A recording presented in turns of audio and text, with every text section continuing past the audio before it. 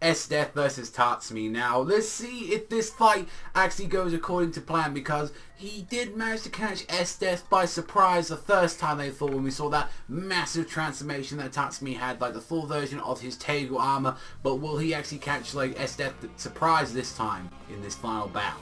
I've got to say, out of like all the teigu users that are coming out just trying to fight, it really just goes to show, especially for the manga, like you're saying like, oh, here's all these teigu users that's coming out of nowhere, like one that can control danger beasts, here's one that as well that can use this, here's one using Shelly as weapon. It definitely goes to show, it's like, I think that's just definitely from what the manga is like, especially how detailed these teigu users are, that they definitely wanted to do something with these characters. Like, oh, like if it did really well, we would have like slowed down the story a little bit more. But that just goes to show that how much, like, since the anime kind of bombed a little bit, how much more of the fast pacing that they had to do. And that's really a goddamn shame for the case. Like, normally with an anime series, like, it actually does pretty decent or pretty well, then it's like, hey, you know, here we go, we're going to do like a little slow down a bit, but we're also going to bring in some elements that we will see from the anime. And Akame ga Kill was kind of the exception to that, where it kind of bombed and not exactly the rule. We do get to see the Supreme Teigu slightly from what we get to see with the little Emperor, and I've got to say, okay, it looks a little bit different from what we saw that giant mech. It still looks like a giant robot kind of thing, and we saw the face and it looked absolutely hideous, and it kind of looked like an emperor itself. So you can kind of see about that. It's like he's the only one that can manipulate that, and he's just like, speaking of manipulating though, it's just like, oh my god, he is just so like able to be manipulated by this fucking chancellor. I'm like, you have not doubted this bastard once since your power, like, and it's just like, that just goes to show you though, like any kind of political battle, like people think like, oh no, this emperor's stupid. Like if you've ever seen like kind of like the Free Kingdoms, any kind of that material, or like even the show itself, you can see that when they're at a young age, they have to take advice from their chancellors, because that's the kind of advice they are. They're adults, and it's like they're very easy to manipulate, even though they have all the power. It's like if you have a bunch of political strong people that know what the hell they're doing, they can easily just run the country by themselves. And then we get to see Akame and Leonia, they're taking care of some of these motherfuckers that need to be cleaned out. And it was like, I love the fact that it's like, there was this one guy saying, oh please, you know, don't kill me, I have money and children. And he's like, okay, if I'm gonna die,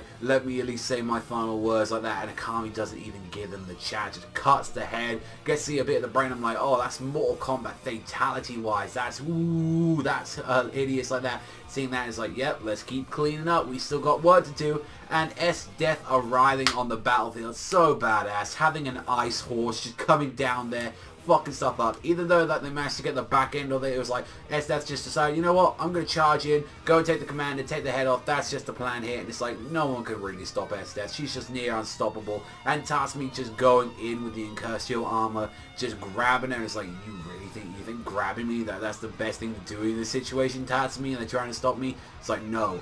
I am Esdeath. I am one of the most powerfulest teigu users there is in this goddamn country. Like, probably in the whole world series. You will not fuck with me, the Ice Princess. The fucking, like, you do not mess with Esdeath at all. And I gotta say, from this chapter, really liking what they're gonna show. Like, she can fly, she can shoot projectiles, she can make pillars, weapons, soldiers.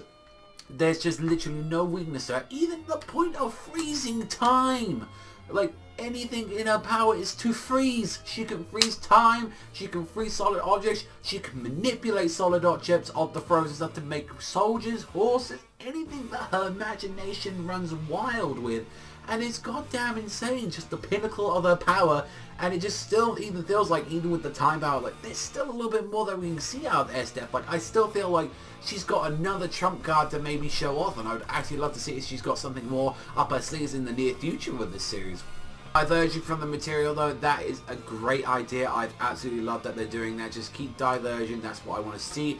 I want to see more of that in the future, and overall, I pretty much goddamn enjoyed this chapter. Very surprising, this one came out very early as well. Like, we had the chapter raw come out, then the next day it got translated. So that was a nice thing to see.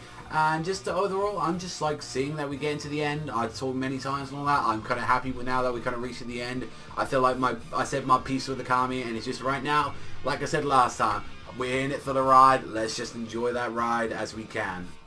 Overall, I did enjoy this chapter. I think I give it an 8 this week. Like, I definitely, the mech thing is still a worry. Like, it's still a worry, like I said last month.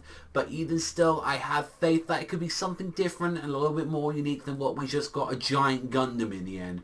But besides, right, man, if you love Akame as much as I do, then how about you hit that subscribe button and also as well that like as well. And I'll link down as well as the video as well. I did an unboxing of the actual limited collector's edition of Akame ga Kill Blu-ray and DVD. If you haven't collected your own, don't worry, you can still get the DVD and Blu-ray version, and I think they still have only a few left of the collector's editions left, so you should still be able to have a chance to get them, so I'd highly recommend that. And also as well, I believe that right at this point as well, volume 6 of the manga should have just come out as well. The one with Chelsea on the cover, you should be able to get that immediately. That's all from me, so thank you much for watching as always, and I'll see you guys and you Akame fans next time.